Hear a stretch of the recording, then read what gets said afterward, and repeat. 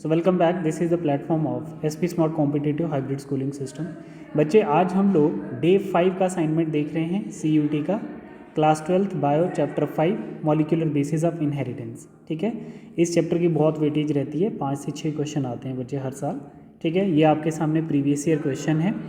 आप लोग question number first देखिए, which form of RNA has structure resemble to clover leaf.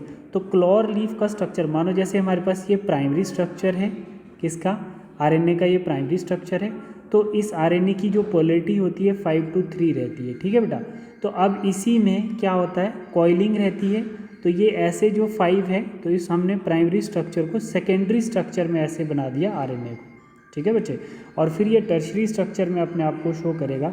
तो ये वाली जो स्ट्रक्चर होती है RNA की, इसको हम क्लोर लीफ लाइक स्ट्रक्चर भी बोलते हैं। ठीक है बेटा, ठीक है। तो इसका जो राइट आंसर है क्वेश्चन नंबर फर्स्ट का, तो वो क्या है, rRNA, mRNA, hnRNA या tRNA। तो इसका राइट आंसर क्या है, tRNA। मतलब which form of RNA has structure resembling clover leaf. तो कौन सा, tRNA का जो स्ट्रक्चर होता है वो किसकी तरह रिजेंबल करता है, क्लोर लीफ की तरह शो करता है अपने आप को जब वो सेकेंडरी स्ट्रक्चर बनाता है। अब यहाँ पे देखो, rRNA जो है ribosomal RNA occurs inside ribosomes. mRNA bring information from DNA to polypeptide chain from the cytoplasm of cell, and hnRNA heterogeneous nuclear RNA। ठीक है, और इसका राइट आंसर क्या है आपका, ट्रांसफर RNA। नेक्स्ट क्वेश्चन है आपका, अदर देन DNA। बेटा नेक्स्ट क्वेश्चन क्या है हमारा, other than DNA polymerase which is are the enzyme involve in DNA synthesis. देखो बच्चे, इसमें हम लोग बताएंगे कि इसमें आपने बताना है DNA पॉलीमरेज जो है, other than DNA polymerase which are the enzyme involve in DNA synthesis. कौन सा होगा बच्चे, जैसे हमारे पास क्या है, हेलिकेस, ठीक है, और फिर हमारे पास क्या आता है, टोपोआइसोमरेज, RNA प्राइमरेज। ये तीनों ही इन्वॉल्व होते हैं बच्चे किसमें, DNA सिंथेसिस में। ठीक है, तो अब हम लोग देखते हैं इसका जो राइट आंसर होता है ऑल ऑफ दीज आएगा। मतलब हेलिकेस का क्या फंक्शन है, also known as unwindase, these enzymes separate 2 strand of DNA। ठीक है, इस सेपरेट करने का सीजर की तरह, मॉलिक्यूलर सीजर की तरह काम करेगा, DNA को अनवाइंड करेगा। ठीक है, इसको हम क्या बोल सकते हैं, अनवाइंडेज एंजाइम भी बोल सकते हैं हेलिकेस को।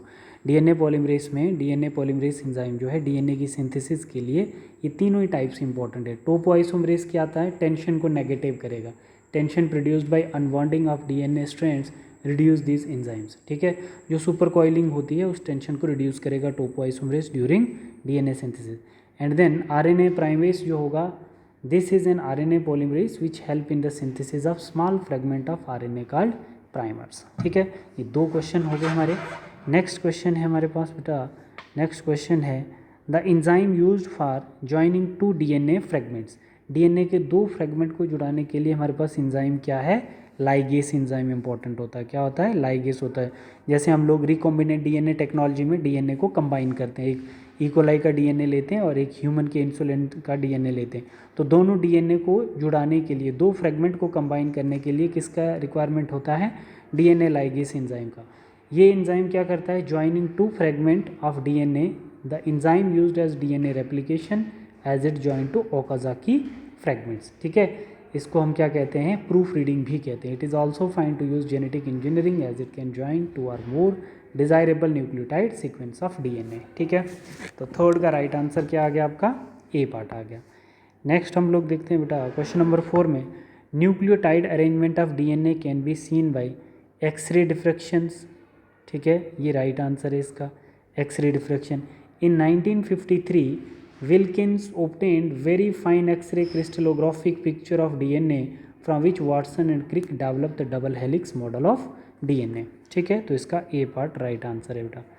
क्वेश्चन नंबर 5 हम लोग देखते हैं, the Okazaki fragment in DNA chain growth. Okazaki fragment जो है, देखो Okazaki fragments in DNA chain growth polymerize 3' to 5' direction and form replication fork. ठीक है, ये तो नहीं होगा।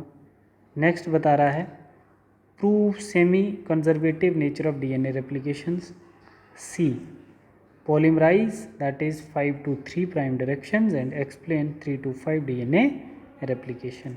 ये वाला पार्ट आपका सही है। देखो Okazaki fragment DNA are linked by the enzyme DNA ligase. Replication always occur 5 to 3 directions.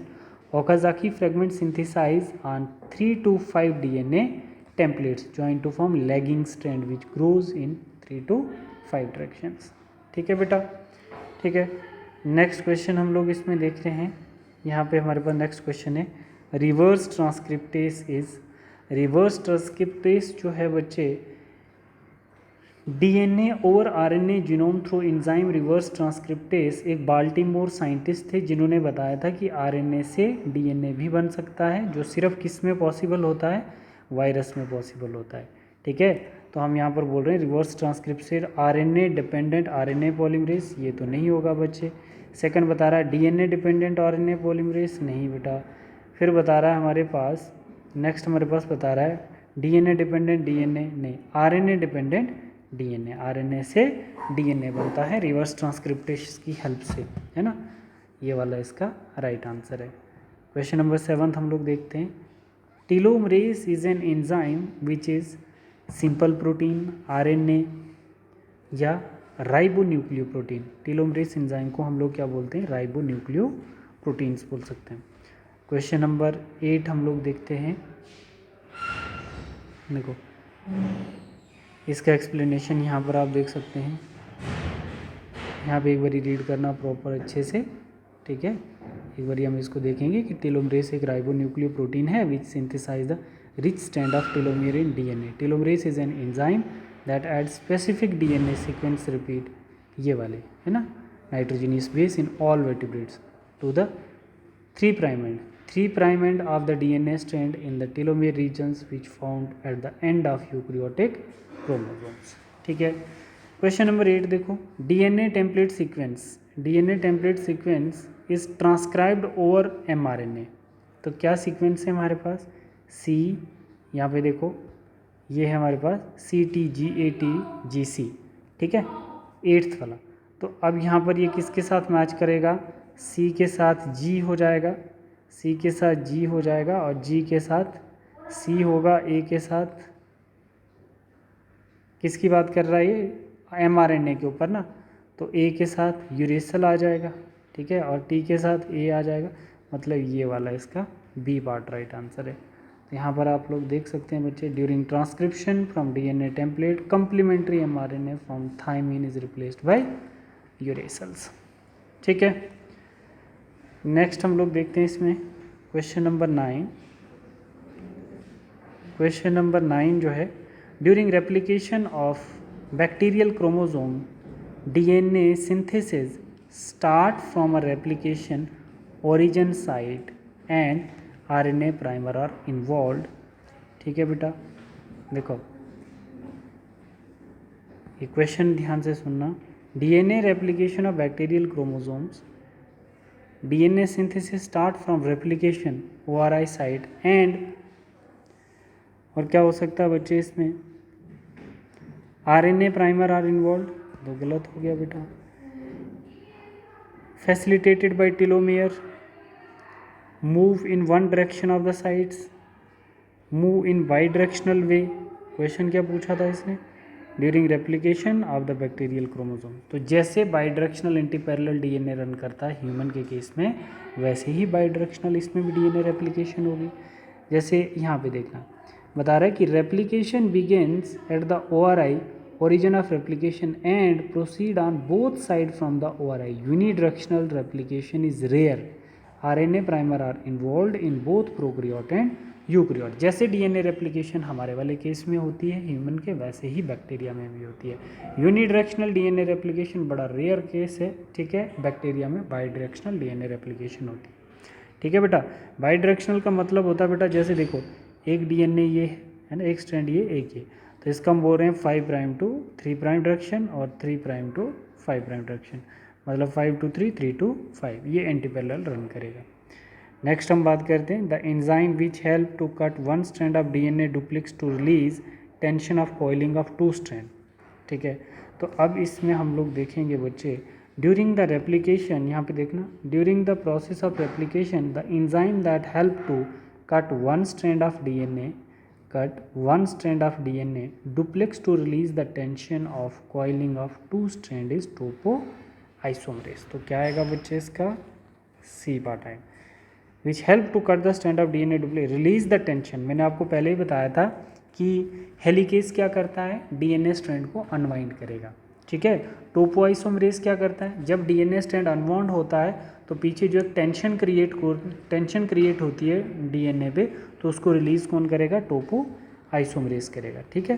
तो इसका सी पार्ट आएगा। क्वेश्चन नंबर 11 हम लोग देखते हैं। 11 में क्या पूछ रहा है,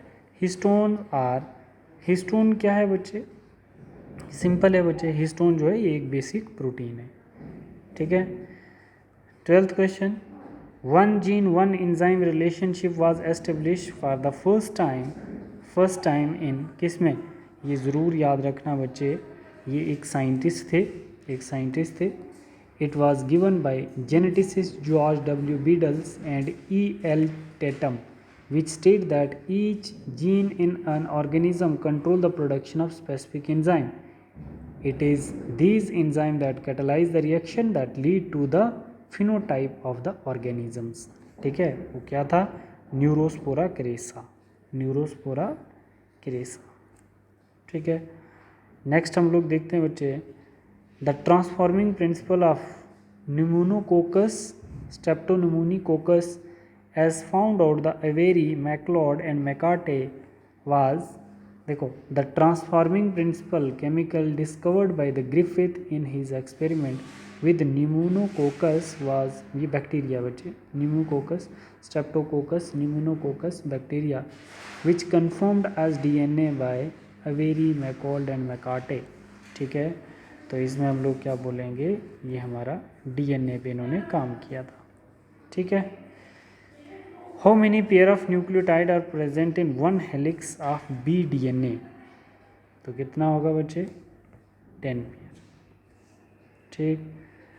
रीड द फॉलोइंग, हमारी बॉडी में कैसा डीएनए होता है, हमारे बॉडी में कैसा डीएनए होता है, कैसी शेप का होता है, bDNA होता है, ठीक है। और उसमें कितने पेयर ऑफ न्यूक्लियोटाइड होता है, 10 बेस पेयर ऑफ न्यूक्लियोटाइड होता है। रीड द फॉलोइंग 4 स्टेटमेंट, अब स्टेटमेंट रीड करेंगे बच्चे, ठीक है। स्टेटमेंट रीड करेंगे। इन स्टेटमेंट में जैसे फर्स्ट स्टेटमेंट आ गया, सेकेंड, थर्ड, फोर्थ, है ना। How many above the statement are correct, तो अब क्या बताओगे, इसमें 2 स्टेटमेंट करेक्ट हैं बेटा इसमें, ठीक है। 2 स्टेटमेंट करेक्ट हैं, ठीक है। कौन कौन से, अब स्टेटमेंट 1 और स्टेटमेंट 4 आर करेक्ट। एक ये करेक्ट है बेटा, रीड करो इसको, एक ये करेक्ट है और एक ये करेक्ट है, बाकी इनकरेक्ट है। तो आप क्या बोलोगे, 2 स्टेटमेंट्स आर करेक्ट। एक बार रीड करो इसको। क्वेश्चन नंबर 16 में हमारे पास क्या, इन नेगेटिव ओप्रोन को repressor bind with repressor sites, ठीक है। जीन रेगुलेशन वाला क्वेश्चन है बच्चे, ठीक है।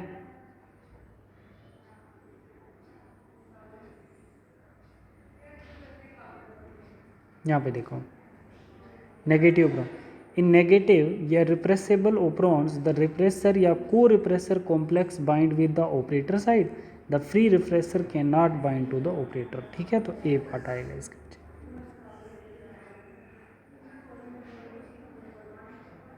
क्वेश्चन नंबर 17 में हम देखेंगे, the transfer of genetic material from one bacterium to another, the transduction process is known as, इसको हम क्या बोलेंगे, बैक्टीरियोफाज। क्या बोलेंगे बच्चे, बैक्टीरियोफाज बोलेंगे इसको, ठीक है। फिर नेक्स्ट हमारे पास आता है, telomere end eukaryotic chromosome possess short segment of guanine rich repeat, ठीक है। टेलोमेयर यूकैरियोट क्रोमोसोम्स के अंदर जो होते हैं शॉर्ट सेगमेंट जो है, आपको पता है बच्चे, ये क्या बता रहा है कि telomere end eukaryotic chromosome possess short segment of, किसका होगा, ग्वानिन रिच होगा, ATGC, है ना, एडेनिन, थाइमिन, ग्वानिन और साइटोसिन। तो ये क्या बोल रहा है, ग्वानिन रिच की बात कर रहा है। Refer the given figure of nucleosome and select the option that correctly identify the part A, B and C, ठीक है। अब यहाँ पे आप लोग बताओगे, क्वेश्चन नंबर 19 में ये बता रहा है कि हमारा ये वाला पार्ट DNA के बाद क्या आता है, A पार्ट किसको रिप्रेजेंट कर रहा है, हमारा A पार्ट जो है वो हिस्टोन को रिप्रेजेंट कर रहा है, ये क्या है हमारा हिस्टोन है बच्चे, ठीक है। और फिर बी पार्ट क्या है हमारा, बी पार्ट जो है ये हमारा डीएनए है बच्चे, क्या है ये डीएनए है, ठीक है। और फिर उसके बाद सी पार्ट हमारा क्या है, H1 हिस्टोन है, ये भी हिस्टोन की एक टाइप है जिसको हम क्या बोलते हैं H1 हिस्टोन। तो आप बोल सकते हो बच्चे ए जो है हमारा क्या है, ए हिस्टोन है, ए क्या है हिस्टोन है, बी क्या है H1, ये गलत हो गया, ए हिस्टोन है, बी डीएनए है और सी H1 हिस्टोन है, ठीक है बेटा। तो एक बार इसको रीड करना पूरे स्टेटमेंट को, तो इसका सी पार्ट है। क्वेश्चन नंबर 20 हम लोग देखते हैं बेटा। क्वेश्चन नंबर 20 में क्या पूछ रहा है, the process of transformation is not affected by which of the following enzyme. Transformation process जो है किस एंजाइम से इफेक्ट नहीं होता, ठीक है। तो हम लोग यहाँ पर बोल सकते हैं बेटा, जैसे हमारे पास transformation is not affected by which of the following enzyme. तो डीएनए से तो इफेक्ट होता है बच्चे, आरएनए से नहीं होगा, और इससे भी नहीं होगा, और इससे भी नहीं होगा, ठीक है। तो इसका राइट आंसर क्या होगा, सी पार्ट इसका राइट आंसर होगा। Transformation is phenomena which DNA isolate from one type of cell when introduced into the another type of cell able to give some properties. The later 1944 that protein digesting enzyme protease and RNA digesting enzyme RNase did not affect transformation, so the transforming substance not protein or RNA digestion with DNA, ठीक है। तो इसका right क्या है, C part है। तो बच्चे इसमें आप लोग नेक्स्ट जो क्वेश्चन है अप टू 25, एक बार ये क्वेश्चन आप लोग रीड कर लेना, 22 क्वेश्चन एक देखना, यही आपका क्लोरल लीफ लाइक स्ट्रक्चर होता है टीआरएनए, ठीक है। 23, 24, 25 बस इतने ही क्वेश्चन आपने इसमें करने हैं, अप टू 25 तक ही आप लोग सॉल्व करना, ठीक है। ये मैं पीडीएफ अभी आप लोगों को ग्रुप में सेंड कर देता हूँ। Thank you.